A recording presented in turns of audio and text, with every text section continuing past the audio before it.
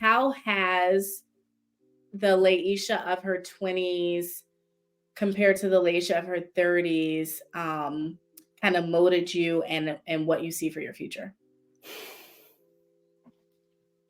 I think you go back to what I, said previously about the groundwork. I think just in myself, like some of the lessons I learned early on about that I already, touched on about considering others. I think that's why I'm in the field of real estate that I'm in now. Like this is a truly a mission for me to help people to do better, for their families. Like, through my work, I've seen people lights off, gas off. I've seen people struggling to pay their mortgage. I've seen people lose their houses. I've seen people, doing what they can to just put their kids through school and, so much, or people crying because, they're doing the best that they can for their family, but ends just not meeting, seeing all of that. And what I'll say is this: in the social media culture, we see real estate as all glitz and glam. It's glitz and glam. Everybody's a top agent. Huh? It's supposed to be sexy, right? Yeah, it's sexy. Real estate is sexy. And that's true. But what we know is this: like anything that you're doing without a purpose behind it, for me, in my opinion, is fruitless. I feel like real estate is a vehicle, especially when we talk about uplifting the Black community, empowering us financially to make a difference for, future generations. And I would say that Layisha in her 20s always saw that. And that's why, watching a Black family, watching your family, learning the story, grandfather to son, now to, the queen, the daughter, and seeing how that, matriculated through your family. Your grandfather started something, an ambition. He started with ambition. He started with hustle, and what he probably saw, because, seemed like he was a man of vision, is that this is going to propel my family to a place that he probably did not come from. And so I would say he had purpose behind what he did. Now the money was there. Okay. The money was coming in. But at the same time, it was a purpose. And that's the same thing that, watching your dad and even on my family, understanding, like with my grandmother, every day when she went to work for the county, understanding, the different organizations she was a part of, everything she did was for a purpose, because she knew what it meant not to have. And it's the same thing with me, being raised by a single mom. I know what it is not to have. I know what it is not to have. I know what it is not to be able to do everything that, you want to do, or your parent or someone want to provide for you and they can't necessarily do that. And I want to help people, families, get to another place, and that they can then, propel their next generation. So I would say, that's what Layisha in her 20s understood. And that's what she reminded me of when I was taking that break. Like, you in the right place. But as you're in your 30s and going to your 40s, I think I'm in shock. I'm even saying that. You're still in shock, girl. Come on. But all outside of that, yeah. As you're going through this next phase of your life, how do you think about defining your goals? Yeah, that's a good thing. A good question. So I think before, defining goals was really goals that were not goals impressed upon me, but how I went about them was impressed upon me. Graduate, you go to college, you figure out what you want to do, you make sure you get it all done by 30, right? And in that process of learning and failing, because there's nothing wrong with failing. Like, that's another thing. Like, you can fail. It's okay. Don't be afraid of failure. Don't be afraid of rejection. Like, I learned that. I learned that early on, applying for different jobs. Like, and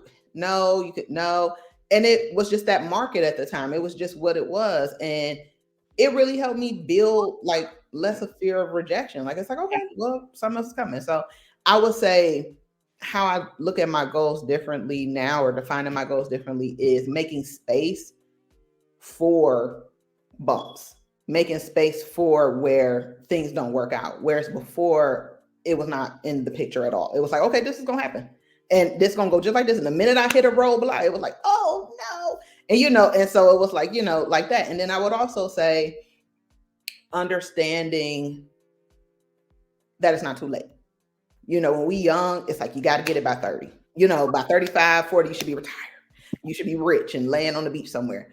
It's never too late. We all known and seen the stories of companies and organizations that start, when they're in their 40s, when they're 50s, and those people had probably that vision or some sense of that when they were younger, or learned about it along the way in their journey, or switched paths, but it didn't start, right that second. So I would just say, like, it's okay to start later than, I ain't gonna say start later, or even pick up something that you left off again because you had to make adjustments in your life.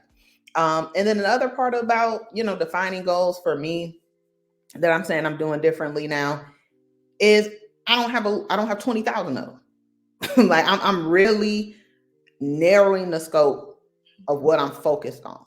And it's not because I don't believe other things may pop up or come, but it's like, okay, I got to really understand where I'm going. And that comes with clarity. So instead of having 10 lofty goals, I'm like, okay, what's these 1 or 2 things? And as those things are in motion and going, then it's like, okay, maybe I can think about this or think about that. But it all also has to kind of connect for me.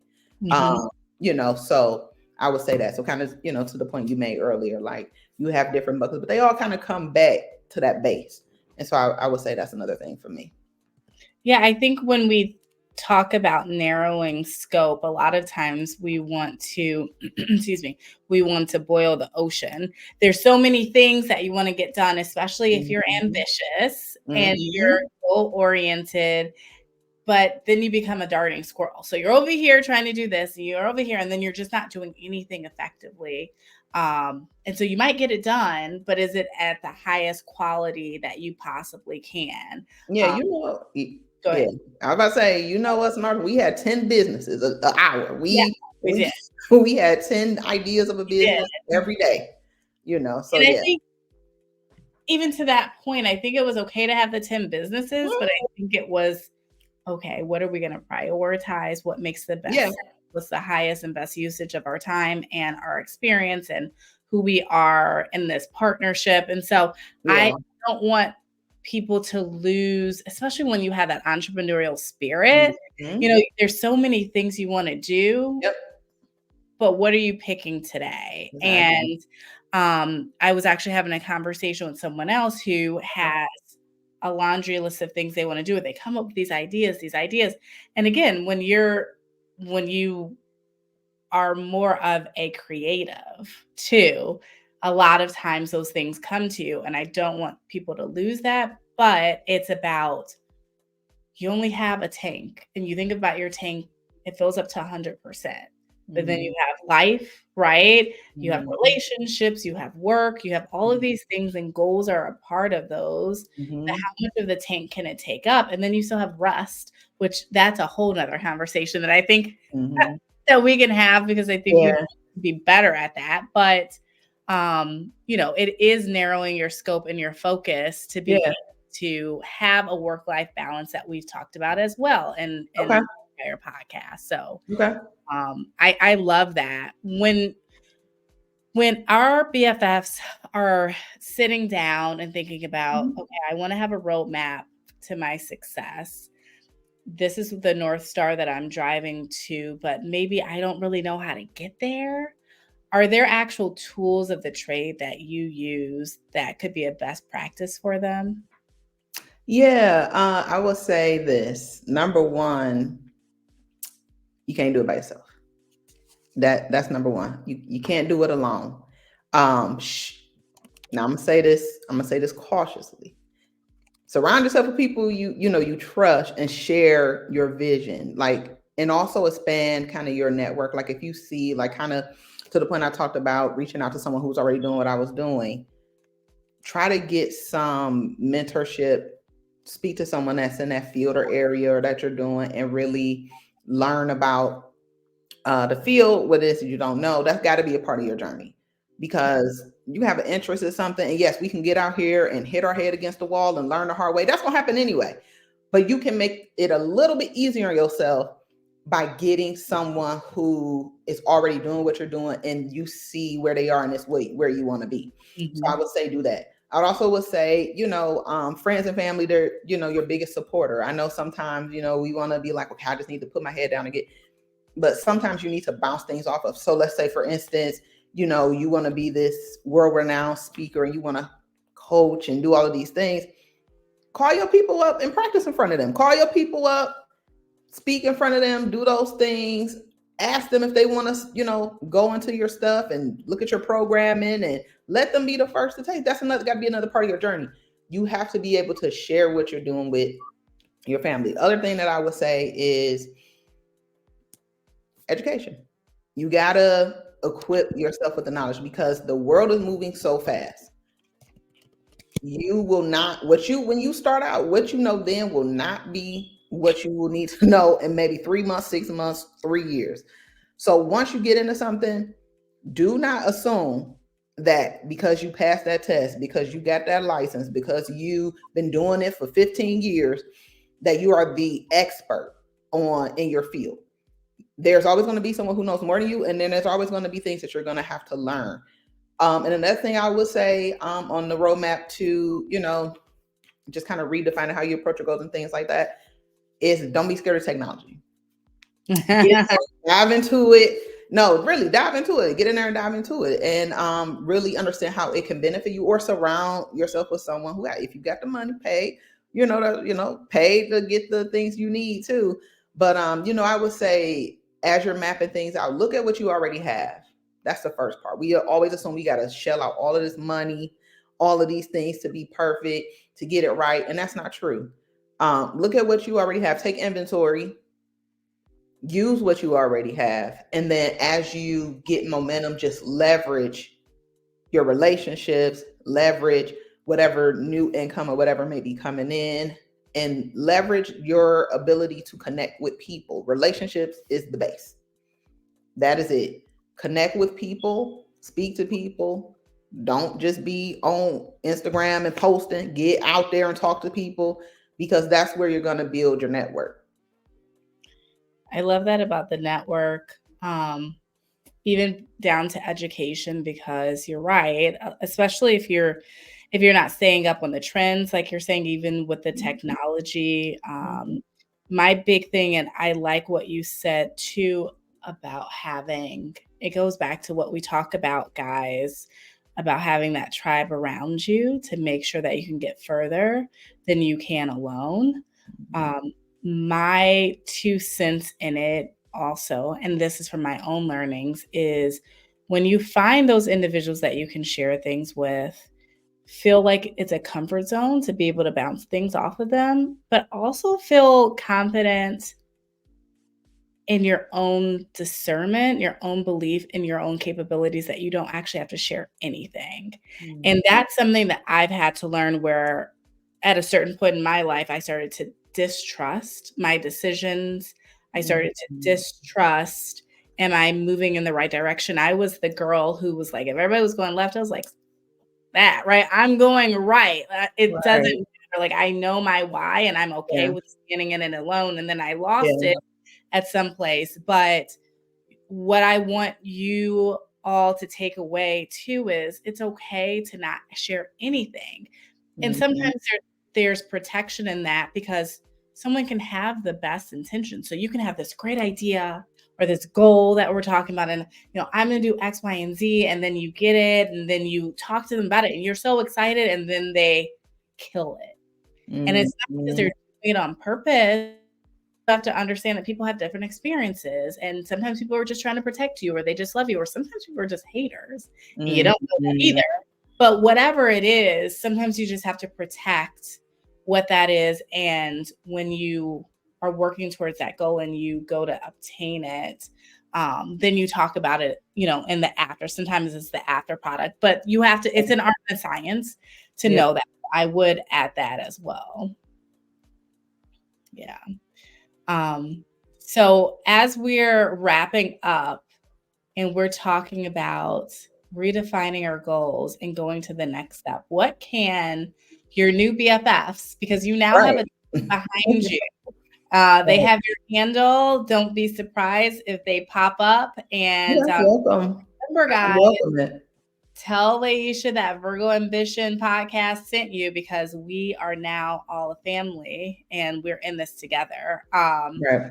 But what can your new family expect from you in this next phase? What I think you can expect from me is just being very real, very transparent on my journey of stepping back out into, real estate and what it is that I'm doing. I think you can expect to see just the passion that I have for what I do. And then also just me being myself, me being fun, me being, funny, me just enjoying the process. I think for myself, I'm a very critical person on myself. And I think I make some things a little bit harder than they need to be. Yeah. And that approach gets you nowhere. So I think sometimes that little voice that's in our head, that critical person, that, that doubt that you have, you have to learn how to, turn that off. It's always going to pop up, some people, you talk about imposter syndrome and things like that and dealing with that. And we all have it, so I think for me, it's just about connecting again with people, understanding, where I am. Hopefully this conversation and, it helps someone to, understand that, yeah, you might feel stuck. You might feel like things aren't going the way that you want them to go. And that's okay. But I would just say whatever dream that you have that's been with you since you was a kid or in your 20s or maybe 2 years ago, if that's really where you're supposed to be, it's never going to leave you. It's always going to be there.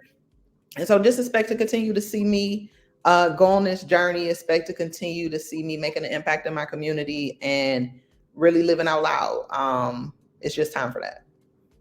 Well, we're excited to see your next phase. We're here in the crowd, or in the stands, as I like to say, cheering you on. For this will be, one of many conversations as you continue to figure out what you got me back, for the future. And so we're excited about it, and we appreciate your time today too. Yeah, thank you, Besties. Thank you for having me, welcoming me, Amber. Thank you for being a gracious host, and I'm so proud of you, and I can't wait to see what else you have in store for us. So, all right, Besties, get to it. Let's go, guys. Thank you, Layisha. Thank you.